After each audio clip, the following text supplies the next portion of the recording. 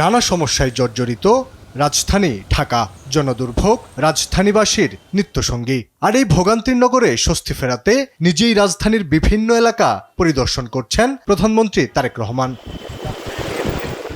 শুক্রবার বিকেলে স্থানীয় সরকার, পল্লী উন্নয়ন ও সমবায় প্রতিমন্ত্রী এবং ঢাকা উত্তর সিটি কর্পোরেশনের প্রশাসককে বাসভবনে ডেকে নেন প্রধানমন্ত্রী তারেক রহমান। পরে তাদের সঙ্গে নিয়ে নিজেই গাড়ি চালিয়ে ঢাকা উত্তর সিটি কর্পোরেশন এলাকার বর্জ্য ব্যবস্থাপনা, বৃক্ষরোপণ, সবুজায়ন, সঠিক প্যাড আর সঠিক তথ্য দিয়ে কেশু সামলে নিব এক হয়ে।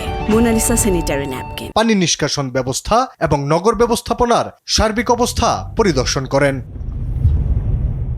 পরিদর্শনকালে প্রধানমন্ত্রী রাজধানীর বিভিন্ন এলাকার বিদ্যমান সমস্যা চিহ্নিত করেন। বেশ কিছু বিষয়ে অসন্তোষ প্রকাশ করেন প্রধানমন্ত্রী। একই সঙ্গে বিদ্যমান সমস্যা সমাধানে দ্রুত ও কার্যকর পদক্ষেপ নেওয়ার জন্য সংশ্লিষ্ট কর্মকর্তা ও দায়িত্বপ্রাপ্তদের প্রয়োজনীয় দিক নির্দেশনা দেন।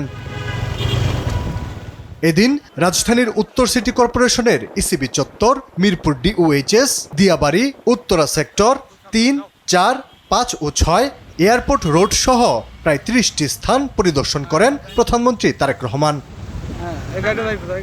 আলী আকাশ, দেশ টিভি, ঢাকা।